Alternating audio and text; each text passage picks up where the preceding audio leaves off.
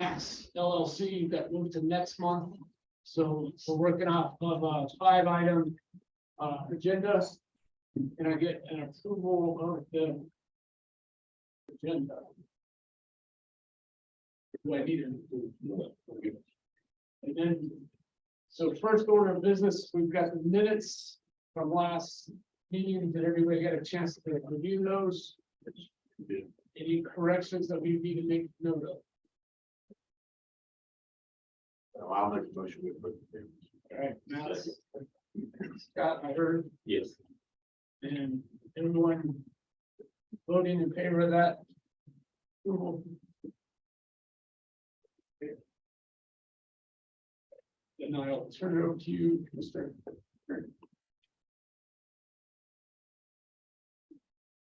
Thank you, Mr. Chairman, Commissioners.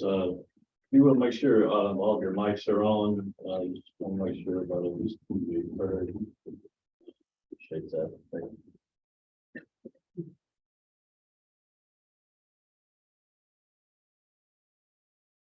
Your first item this evening is P 220184, and we'll go ahead and hear 0185 and 0154 together, since they are all pertaining to Westminster Christian Academy.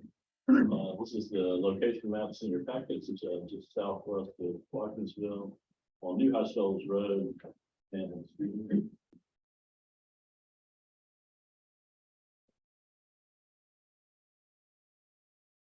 And then those the three parcels that are part of the application: 001, 040C, and 040A. And in your package, you'll notice that this portion is proposed to be rezoned to AG. It's currently zoned AG, and a portion is R1. They'll be both rezoned to AG. The request is for AG. And then this portion is to be rezoned to OIP. And there's currently a B1 portion, an R1, and an AG zoning on the property. And this is in both the community village character area and the suburban neighborhood character area.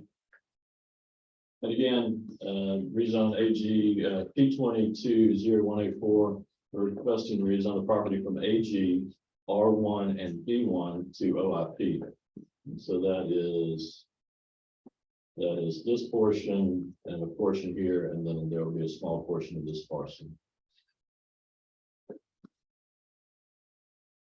And that is in order to expand the campus of the school building, including new buildings, recreational areas, and drop off and pickup location.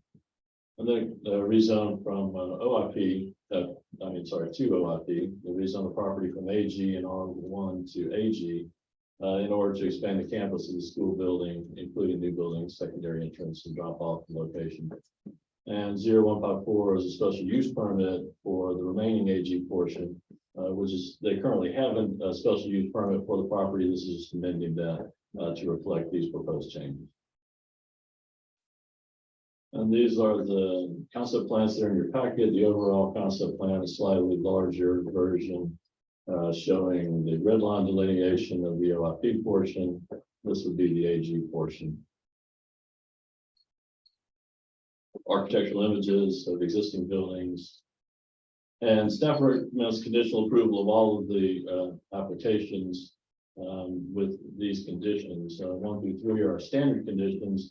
Number 4, site lighting shall be fully oriented towards the interior of the site, so as not to impose glare or objectionable light levels on adjacent public roads and neighboring residential properties.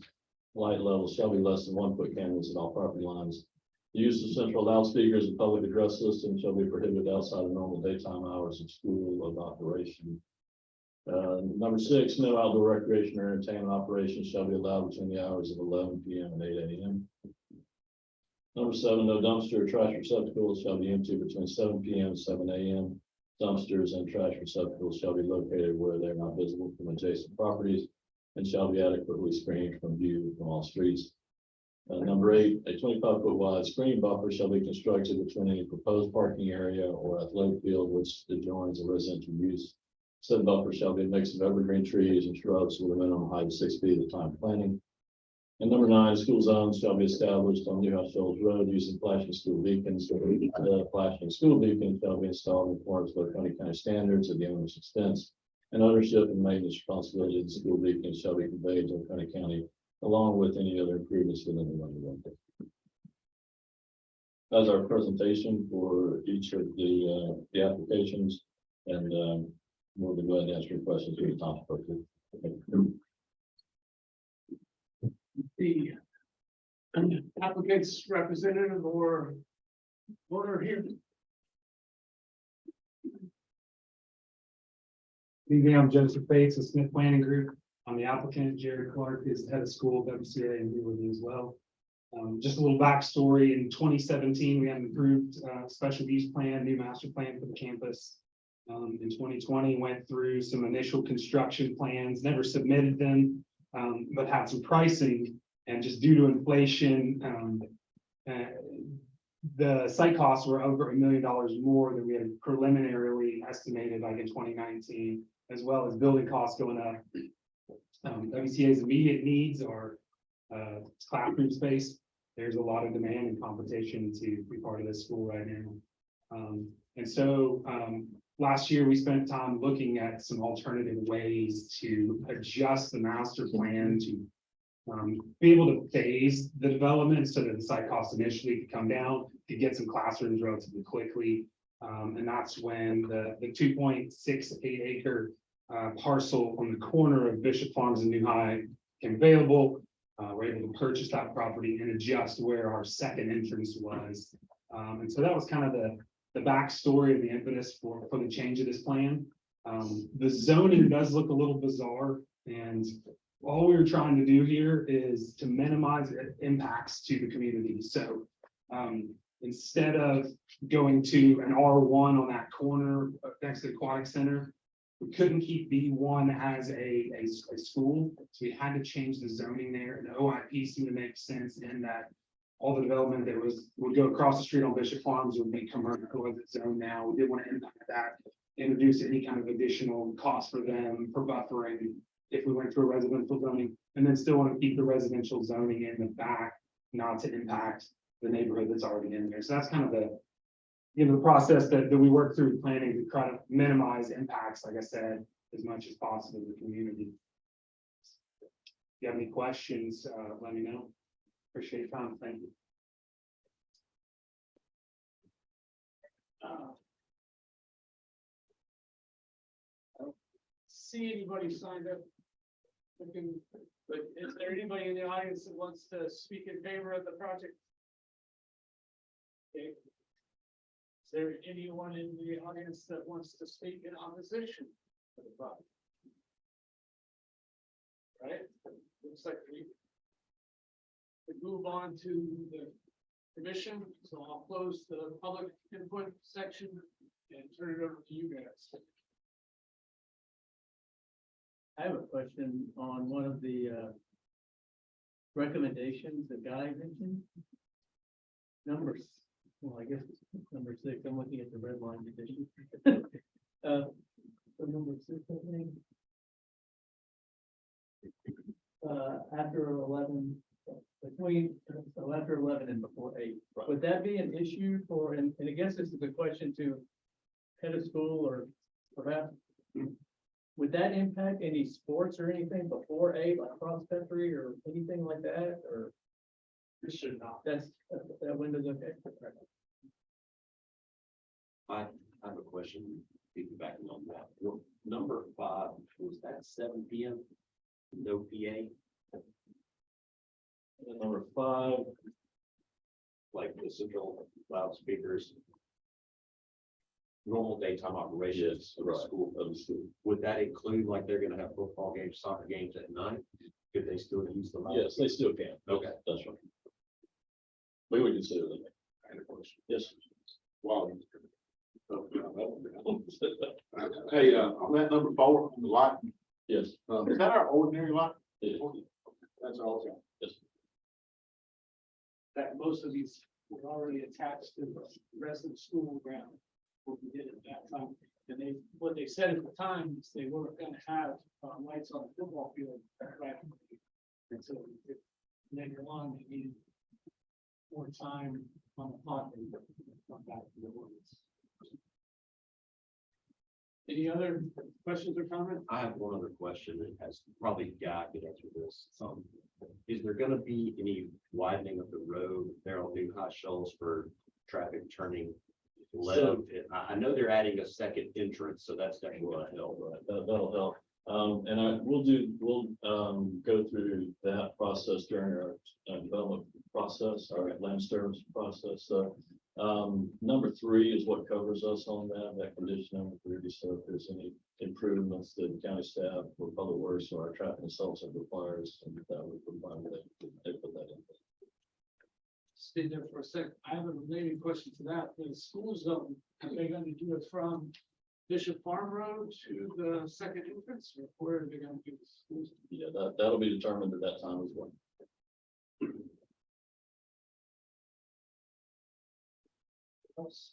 Any other questions? And I'll close the conversation and open it up to anybody have any motion. Make a motion, we approve. P 220184. Yeah, and, yeah, I should point out, we're at A4 for right now. Yeah. With staff recommendations. Gavin, did you want to get on the second there? All right, so we're talking about 184, which is the ag classification. We're taking R1 to ag. And, I mean, take the vote. If you want to start over there, all in favor? Right. Now, can I have a motion for 25 when we're talking OIP?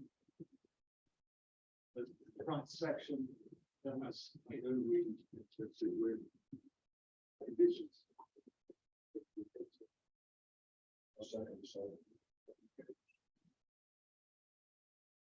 Any other conversation on that? And then I'll call for a vote. All in favor of approving?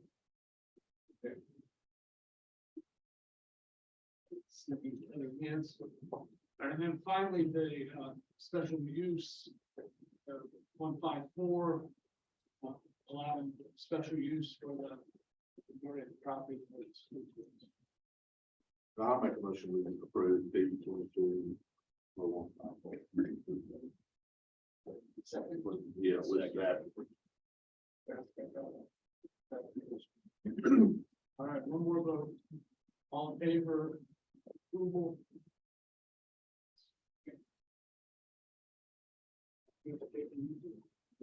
All right.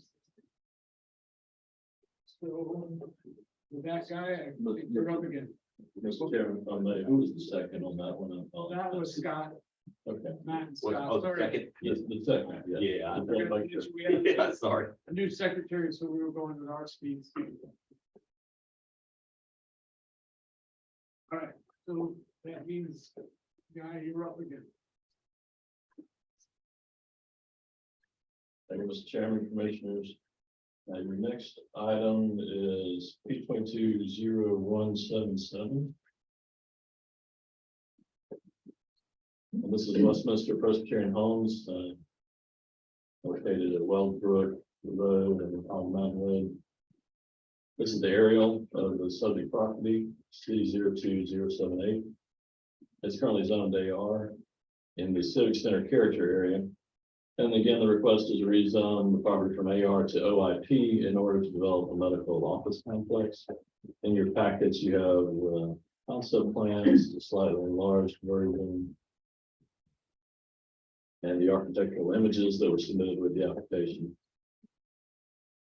And staff recommends conditional approval with our standard 3 conditions. All right, who's applicant? Representative. Good evening. My name's Frank Pittman with Pittman Agree Engineering, live at 1400 Saxon Road, Martinsville. I'm here representing Presbyterian Homes of Georgia. PHGA Properties LLC is the actual ownership group. they bought this property when they bought the big tract that they did Presbyterian Village on.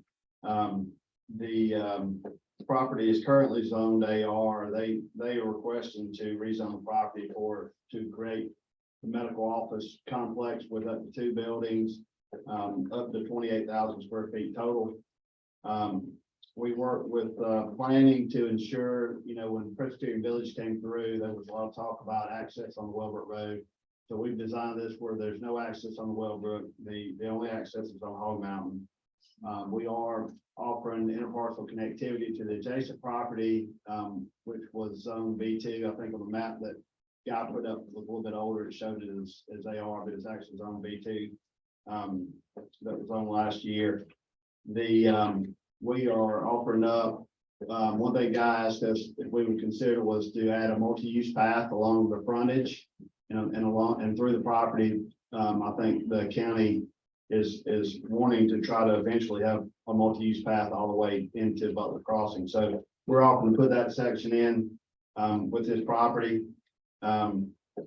We feel like that this would be a big benefit to the community.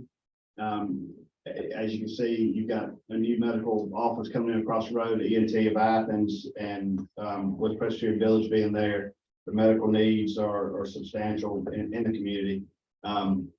This project's not a big traffic producer.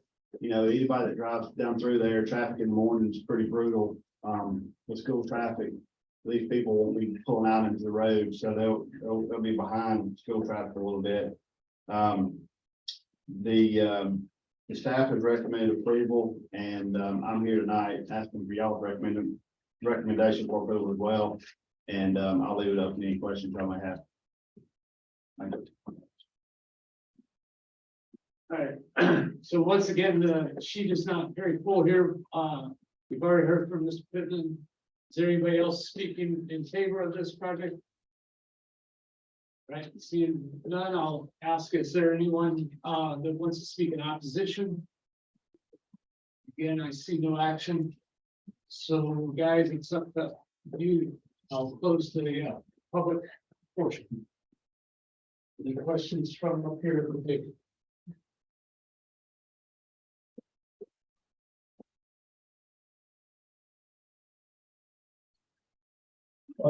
I had one question. The stormwater management facility there. I know you addressed it somewhat, but I think it's real. Is there any discussion of that being an active attention for the water feature, anything like that? There hadn't really had any talk about that. That's something that, I can discuss with the owner. This site and this area is a little bit challenging in that there's not a lot of topography. And there's everything drains to that corner, then there's a culvert that goes under the road that's not very deep. So we've got, to do anything like that, we got to start building the site up, which makes it difficult. That's something that, they may be. That road there is already got this contract. Yeah. And that whole area right there,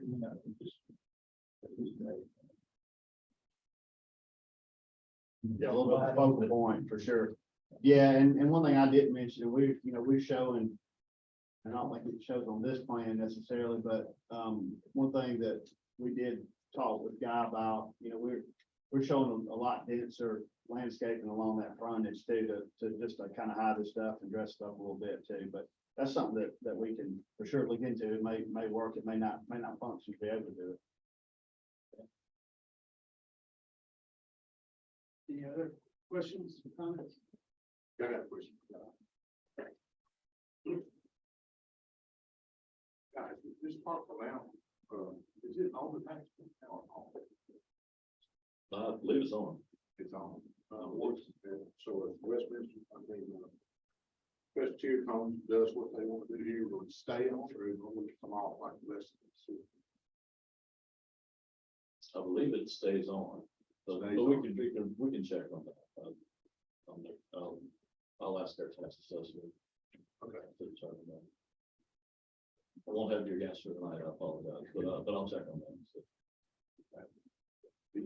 I don't know the answer to that, but I lean towards thinking the same way Guy does. I mean, it's kind of all about the use of the property.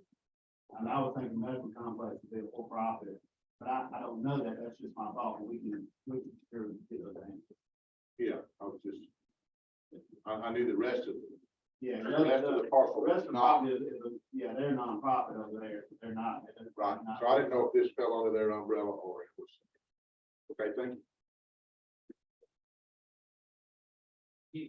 Any other questions? Right, so I'll entertain a motion, one way or another.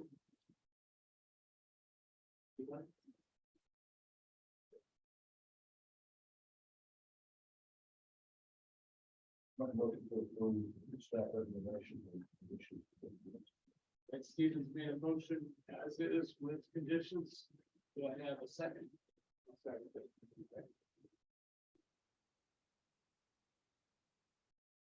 That's Nick Hobbs. Right, so at this time, I'll ask for a vote.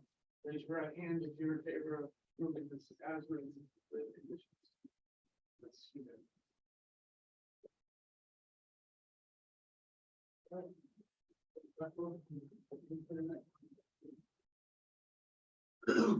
Thank you, Mr. Chairman. Again, this is P 220176. Fred Simonson, third owner. This is located in South Indian County, along Fambro Bridge Road. And it's a portion of parcel C 09006. It's currently zoned AG in the agricultural preservation character area. And again, the request is for a special use permit for a cell tower in the AG zoning district with a landscaping waiver request due to the remote agricultural and rural location. And this is the concept plan, senior application packet, slightly larger. Notice the lease area in the upper left of the northern part of the property, about 600 feet from the road. And staff recommends conditional approval with our two standard conditions, and number 3, approval of the landscape buffer waiver due to the remote agricultural and rural location of the site.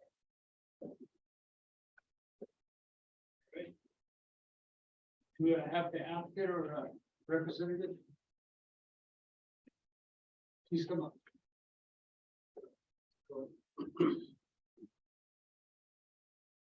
Good evening.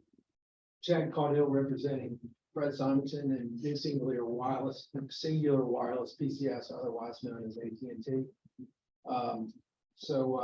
you for hearing us tonight. Thanks, guys. Did a pretty good job there and did all the work for me. I'd like to keep this simple. If there's any objection later, I'd like to save my time to address any concerns. We had a call with Guy a while back, and where we were originally proposing a 250-foot cell tower. And due to the conversation we had with Guy, understanding the code, we brought the height down and design from a lattice tower, which is like a lattice, record set tower, and height. We went to a monopole, which is just singular pole, and we went down to 195 feet. 4 feet for the lightning rod that will go above. So it'll stay below 200 feet and the tower will not need to be lit per FAA requirement. So we always want to try and co-locate whenever possible. That's huge for AT&T. They really are not in the business of building towers. They just want to provide their service. In this case, it's service for AT&T customers and also for the entire community via the FirstNet service they provide to first responders, fire, EMS, etc., police.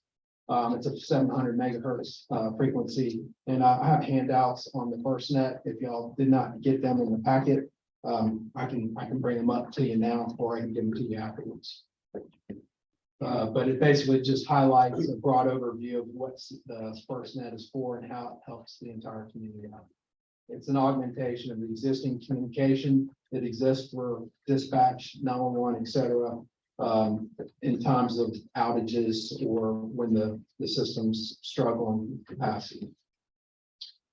So One of the other things I just wanted to cover is that we've placed the tower in an area that is really well buffered from a very solid, very opaque natural buffer, evergreen trees and brush, with over 2 times the height of the tower away from all property lines. So that's why we're respectfully asking for a waiver on the buffer. And I think I'll leave it at that. And just, I'm here to answer any questions you might have. All right, on the sign-up sheet, I have a Chad. Chad caught it. Okay, I Yes. wrote it down as Jack. Okay, it's Chad. All right, and then, Fred Simonton. Yes, sir. Do you want to speak in favor with it, or just do a big ditto from back there? It'll come back here, it'll be fine. Okay. And then I have a David Osborne that wants to speak. So we'll let him speak and we'll call you back if we need to. Hello, and thank you for letting me speak. I live on Fambro Bridge Road and kind of across the road from the tower, proposed tower. My reasons for speaking in support of it is, it's mostly for personal reason, personal gain. My family, we have really poor cell coverage where we're at. And I like the idea that it does tie into the county, 911 safety issues there with, so I like the idea of it being a family safety feature maybe for my wife and my child. Anyway, that's really all I have to say. Yes. I'm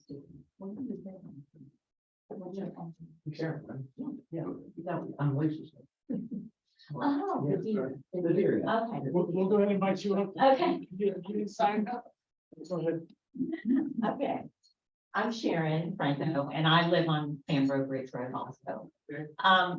But I'm speaking as opposing it. I moved from Atlanta 4 years ago and to Watkinsville and bought a little red schoolhouse. And I'm about a half a mile from where the site is. And I walk every day down the road. I walk my dogs. And so I know exactly where it is. It's an open field. It's a nesting site of either Mississippi kites or swallowtail kites. And you can, just a couple of months ago, I was watching them teach their babies how to hunt. It's also a hunting site for a peregrine falcon that nest in the area. And I've done a little bit of research on cell phone towers and birds, especially birds of prey. And cell phone towers overall kill millions of birds because they don't know the difference between a tree and a cell phone tower. And they either get caught up in it or the heat from the radiation. And then birds fly into it. And this being a rural area, it's a huge site for all kinds of birds and animals. And, when I moved here, I had T-Mobile and I didn't have cell phone service, but I got Verizon and Verizon works great. I don't have any problem. I've never had a problem. And this being an agricultural area and right on the edge of the Oconee National Forest, I just think to put an almost 18-story tower, to me,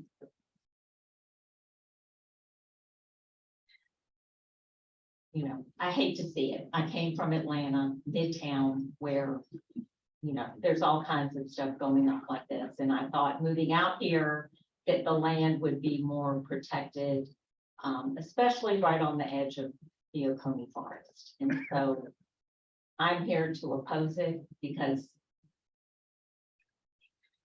an 18-story cell phone tower on this road, I think,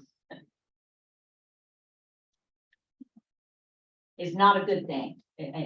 And not for me personally. I live about a half a mile from it. But just for the area that it serves, I don't think it belongs there. So that's my 2 cents. All right. Thank you. So we slipped into the opposition category. Is there anybody else that wants to speak in opposition? No, sir. We'll give you one shot at. We got one other person stepping up. My name's Charles Ball. I'm a adjacent property owner. I'm not necessarily in opposition. I would like to know what the distance is between this site and the adjacent properties. Yeah, do you have that on? I have all these. Well, actually, it's in these, the small print up here, it's a little bit too hard to see. Charles, there's a particular one, I'll try to point it out to you. They bring them down here, so it's 500 feet to the nearest one. And it's 2,000 something here, 1,000 something there, 600 or so that direction. Does that? Okay. That was your only question there? That was it. All right. So, we'll invite the applicant up. He had a little time left. Let's go ahead and see if you got Sure. any more to add. I'd say roughly over half a mile from Charlie's property, but I can get that for you. Yeah. So just to address Sharon's concerns, we did do a phase 1 environmental study, and it came back with no issues. That includes wildlife, no negative impacts to wildlife. Also, the NEPA came back with no issue. I believe Mr. Osborne had something to mention about it's not in an open field. I mean, this is, as you can see, it's not so much shaded there, but if I can just show you here, when you print it out, you can see this is all wooded. The only area that's not wooded in here is where it's white. Yeah, there you go on that aerial. But so, I mean, what we're trying to do, let me just kind of touch on this briefly. So we're 620 feet from the north. We're property line. It's 1,570 feet from the east. All right, that's over a quarter mile. We're 500 feet from the west and more than 2,597 feet from the south. Mind you, Fred Simonton owns 3 sides of this property, or to the south and to the east, and so 2 sides. But we've got Mr. Osborne that's in favor to the north, and we've heard no objection from the others to the north. So the objective of this is to provide connectivity between Watkinsville all the way down into Oconee National Forest. I can say personally, being a paramedic and working at Rockdale County Fire Department way back when, and now I'm still certified in Florida. There are people that have died because they do not have cell phone service. And I think we all know we want our cell phone. Yeah, some of us don't like the way they look. So we were sensitive to the aesthetics issue, and we brought the height down from 250 to 200 and changed it to a monopole design that will be galvanized to reduce glare, reflectivity. You know, you're gonna be hard pressed to see this from any public roadway. It's also going to provide connectivity to our existing sites to the over to the west and to the east. So with this one site, we're going to be able to fill a gap and improve the level of safety in the community. If these guys have questions, Sure. may call you. Okay. Thank you. All right, so I think we've gone through the favor and the opposition to the public part, so we'll close the public and we'll bring it up here to this table. Does anybody have any questions they want to have addressed? I'm Richard. Are you the person who, not now, but spent a lot of years in the tree stand and crawling around Oconee National Forest and Redwood, and chasing the ducks and rabbits and hogs and everything else. My son's name is Hunter, and everybody swears that my family we named him Hunter because if it flies, swims, or runs, we check it. You know, there are thousands of hunters that are all over that. We every year. that are at risk. And, I think that particular item is very good.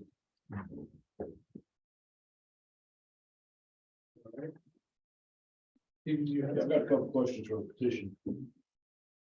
Chad, we'll let you, let's see too much.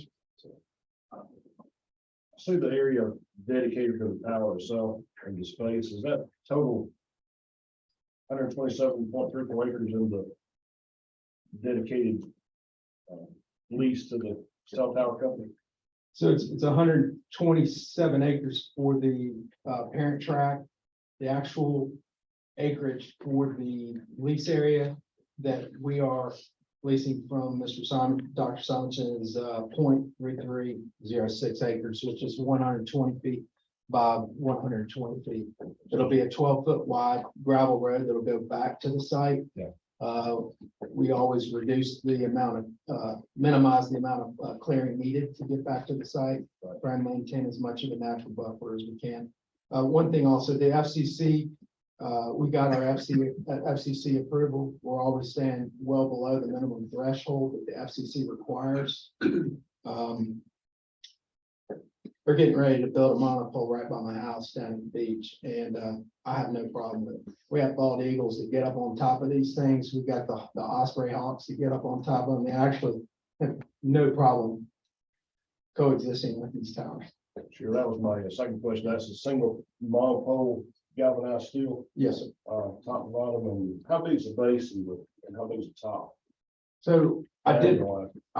provide the tower design in the packet. I want to say it's roughly around 6, they're usually about 6 feet roughly, and it's tapered up to the top.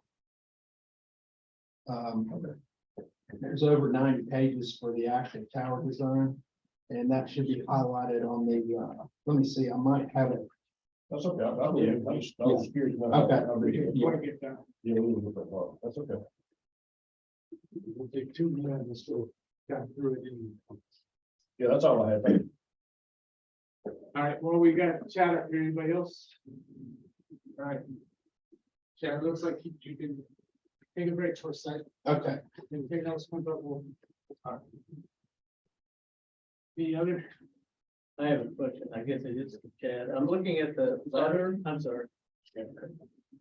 From Shower and Company, Yes, so on, I guess the second page, near the bottom. It says the applicant intends to lease excess space on the tower, I get that, I understand it. What I'm not sure about is, and to lease additional excess land on the tower site to additional carriers. What's okay, that all about? right. More So- towers? No, sir, that's just the ground space within the compound. Everybody needs to utilize usually anywhere from 200 to 300, 400 square feet of space within the compound. Other boxes? Yes, sir. For the- Right.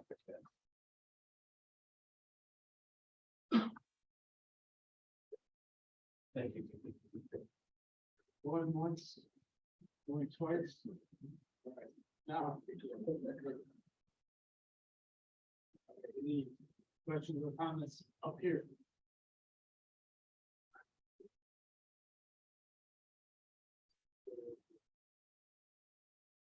Hearing anybody rushing, I'll ask, are there any motions?